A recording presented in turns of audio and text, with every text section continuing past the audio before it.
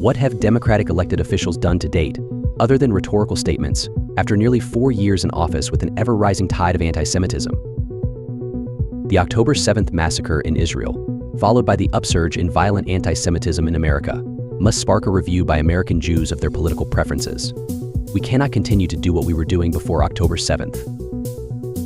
Jews earn like Episcopalians but vote like Puerto Ricans. The great essayist Milton Himmelfarb coined this aphorism to explain Jewish support for Democrats in the 1968 elections. American Jews have adopted it ever since, flattering themselves as altruists who vote in sympathy with the poor and oppressed against their own economic interests. Was the aphorism ever true? I doubt it. Voting for Democrats was in the Jews' socio-economic interests for many decades. The Democratic Party also served as the more inclusive channel into the American elite. For most of the 20th century, the Democratic Party included ethnic and religious minorities, mainly Irish Catholics.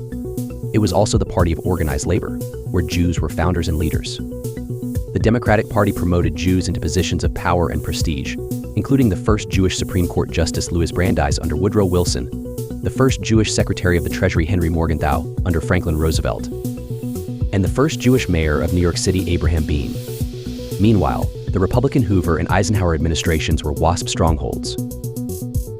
Most importantly for the American Jewish community, the Democrats were the pro-Israel party for many decades. Truman recognized Israel over the advice of all of his foreign policy advisors. Kennedy was the first to term it the special relationship, and the first to give Israel a major weapons system Hawk anti-aircraft missiles. Johnson was the first to give Israel offensive weapons patent tanks and Phantom fighter bombers. Meanwhile, Eisenhower threatened Israel in a nationally televised address over the Suez War in 1957. Ford did so again over the 1975 Sinai Disengagement Agreement. Nixon, it's true, approved the critical resupply of Israel during the Yom Kippur War. But his anti-Semitism became public in the Oval Office tapes, in which he rails against the Jews and calls Kissinger Jew boy. Today, the party's positions have reversed both domestically and with regard to Israel. It's time for American Jews to turn off the autopilot and re-examine their electoral choices. Anti-Semitism was already growing in America, according to data compiled by the Anti-Defamation League, when it exploded in the aftermath of October 7th, particularly, but not solely, on college campuses. To effectively combat the forms of anti-Semitism that provoke and incite violence, we need law enforcement arrests, prosecutions, and convictions. Fortunately, the Trump administration provided the federal government with an important new tool. In December 2019, President Trump signed an executive order to expand the interpretation of Title VI of the Civil Rights Act of 1964 to include discrimination rooted in anti-Semitism. Title VI prohibits racial discrimination and now anti-Semitism in institutions that receive federal funding, such as universities. Also important, the Trump executive order adopted the definition of anti-Semitism of the International Holocaust Remembrance Alliance, which shows the overlap between anti-Zionism and anti-Semitism. What have Democratic elected officials done to date, other than rhetorical statements, after nearly 4 years in office with an ever-rising tide of anti-Semitism? The Biden administration did continue the Trump executive order revoking it would not have been politically correct, but the U.S. government's link between anti-Semitism and anti-Zionism was weakened. It published a national anti-Semitism plan, a Potemkin affair, without any agency assigned to monitor and enforce its measures or any announced follow-up actions. At the instigation of Democratic activist groups, the plan references alternative definitions of anti-Semitism that disavow any link with anti-Zionism. Among the non-governmental partners brought into the Biden plan was the outspokenly anti-Zionist Council on American Islamic Relations CAIR. In the absence of federal actions, private lawsuits against universities for anti-Semitism, based on the Trump executive order, are becoming the main enforcement agency. While the American Jewish community awaits the Biden administration, the Republican-led House of Representatives has taken action.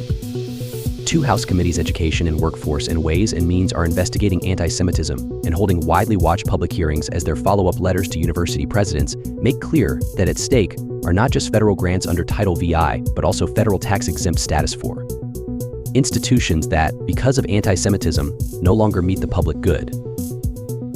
Now, about Israel.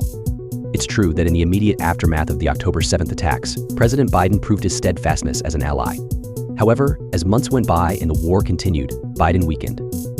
The critical transfer of weapons needed in wartime was allowed to revert to the normal State Department channels, where mid-level officials have the discretion which they exercise to slow down resupply.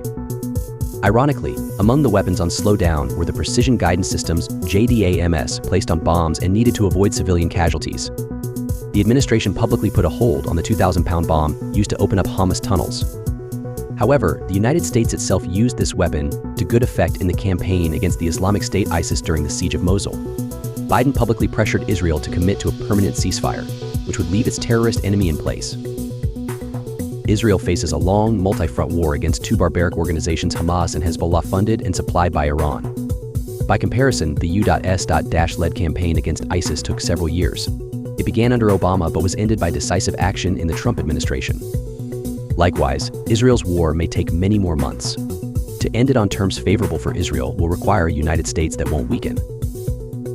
One chart, Iran's oil production by year, explains the origin of recent conflicts in the Middle East. Production and export revenue went down in 2010 to 2015, owing to Obama administration pressure in the form of threats of sanctions on those who would buy Iranian oil. However, that pressure went away after the Joint Comprehensive Plan of Action (JCPOA) was signed in 2015, and production climbed. Then, during the Trump administration's maximum pressure campaign, Iran's oil exports again plummeted. When that pressure eased under Biden, Iran's oil export revenue went back up, allowing it to fund Israel's enemies.